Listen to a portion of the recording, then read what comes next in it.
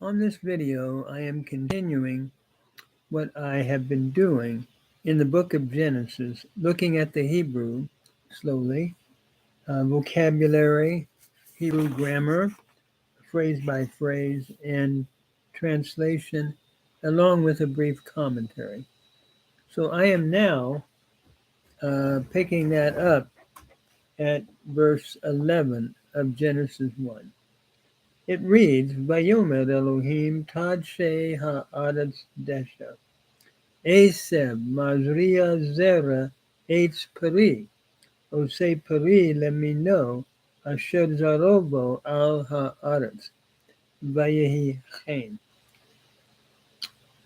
And God said, Let the earth green itself with green grass, herb yielding seed, tree of fruit, making fruit to its kind, who its seed is in it upon the earth.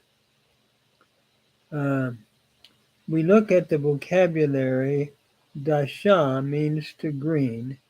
Desha is a noun meaning grass.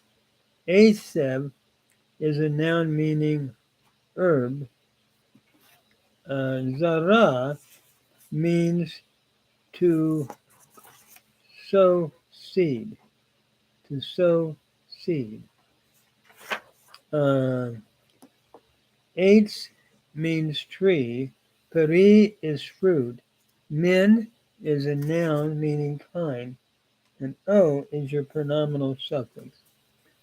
I may have already done this, so I'm going to go more quickly through it. Vayomer Elohim, and God said, Tad She Ha'aretz Desha.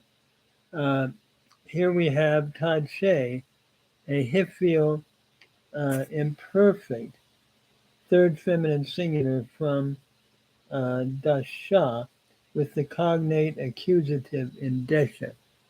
And then Aseb just means herb. And Mazria is a participle from Zara, a Hifil participle masculine singular from Zara.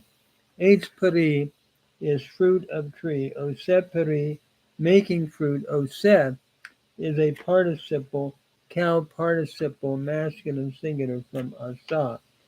And let me know means to its kind. Mean means kind. O is your pronominal suffix, third masculine singular. Asher Zarovo, whose its seed is in it, al ha'aretz, upon the earth. Vayehi chen, and it was so. Notice God said, Let the earth cause to bring forth grass, herb yielding seed, and tree of fruit making fruit to its kind, whose seed is in it upon the earth, and it was so. Notice God is the source of fertility of both grass and fruit. So now we go to verse 12. I think we might have already finished 11. So 12 then, we will continue. But Totsei ha'aretz desha, Aseb mazria zera leminehu, ve'etz osei peri, asher zarovo leminehu vayar Elohim ki tov.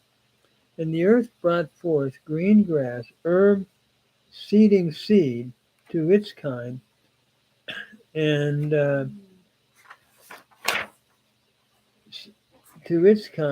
tree bearing fruit, whose seed is in it, to its kind.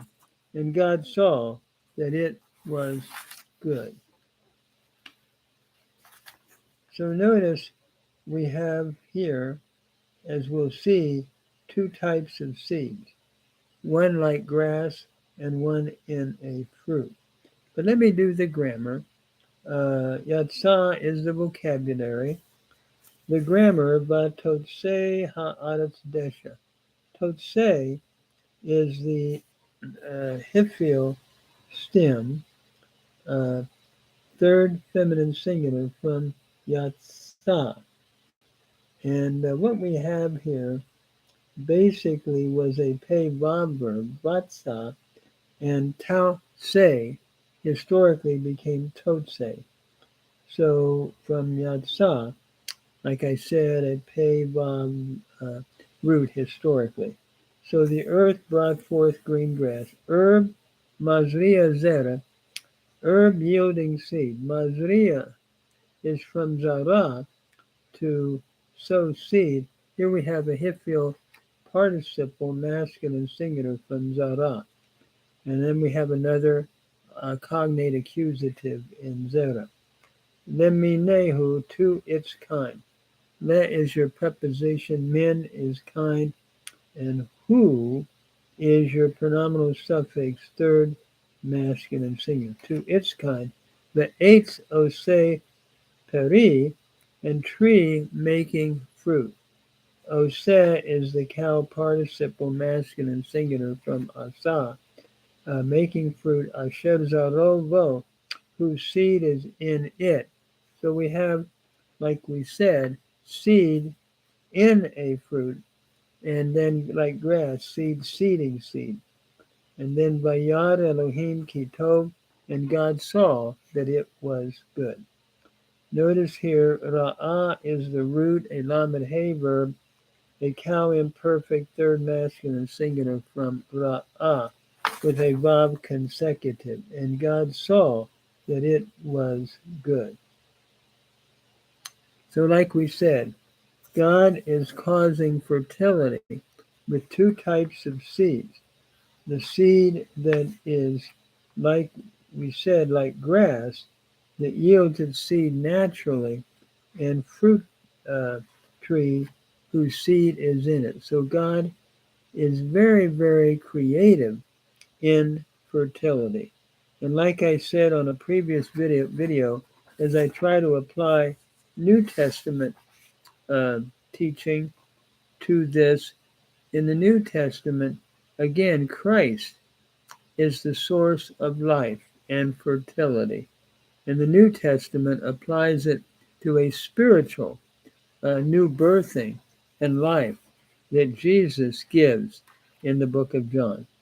So then we come to verse 13, which will complete day 3. Notice it reads, Vayehi erev vayehi boker, Yom Shelishi. And there was evening, and there was morning, day 3. So day 3, again, shows the Lord as the sole source of fertility in nature and the one who controls the sea.